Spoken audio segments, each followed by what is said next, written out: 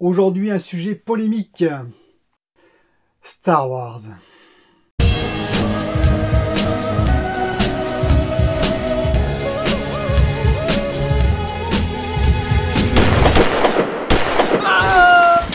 Bonjour les amis, donc effectivement aujourd'hui je vais parler d'un sujet un peu polémique, c'est-à-dire Star Wars l'épisode 9, ou plutôt la dernière trilogie, le 7, 8 et 9, mais en particulier le 9. Je vais vous dire ce que j'en ai pensé, je vais aussi faire un petit point sur un petit coup de gueule, comme on va dire, sur un point particulier, et il y aura dans une troisième partie un peu de spoil. Pour commencer, qu'est-ce que j'ai pensé de ce Star Wars du 9, l'ascension de Skywalker? Eh bien moi personnellement j'ai bien aimé.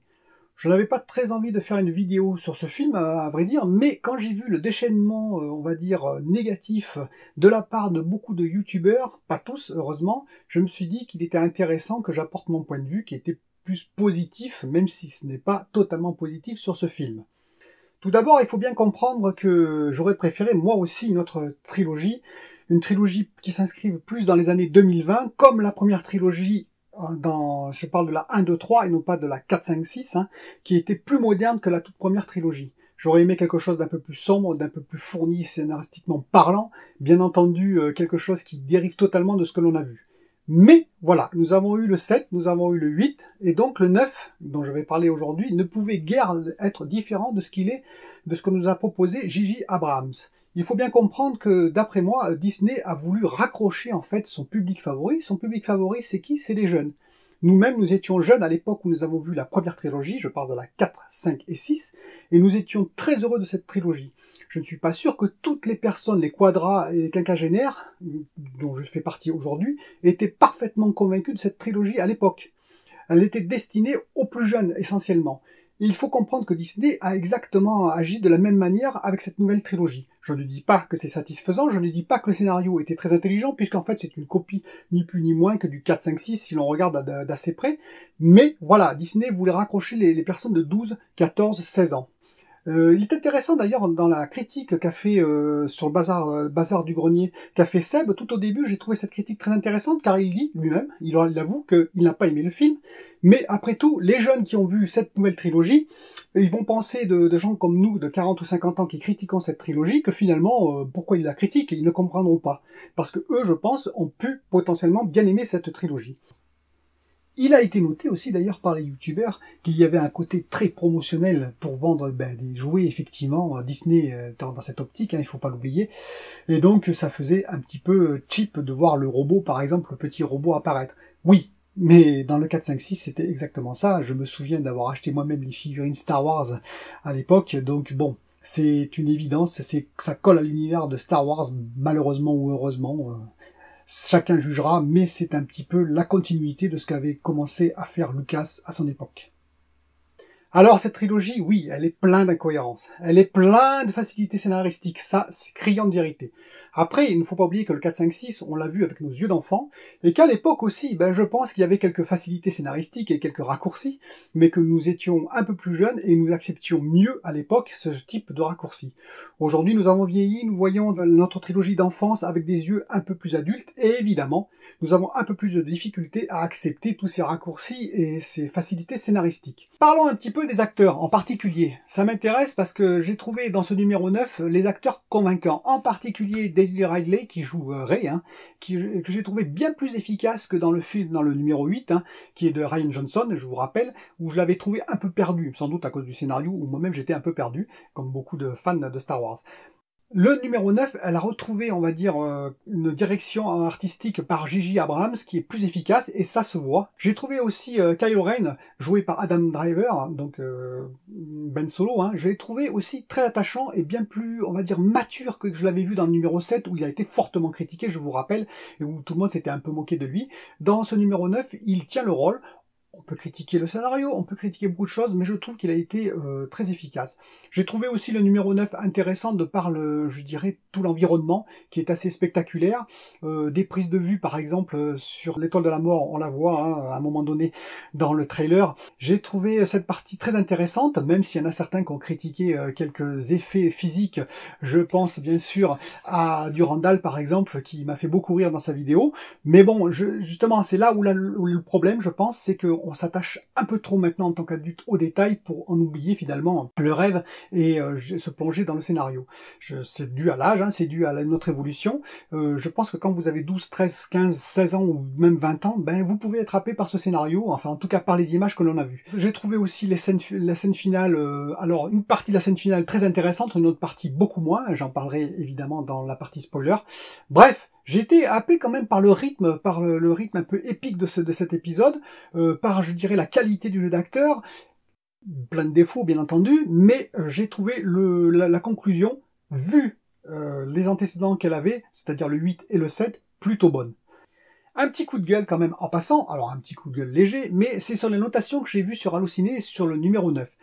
Je peux comprendre parfaitement que l'on n'ait pas aimé ce dernier chapitre hein, de J.J. Abrams. Je peux comprendre qu'on en critique le fond, qu'on en critique le scénario.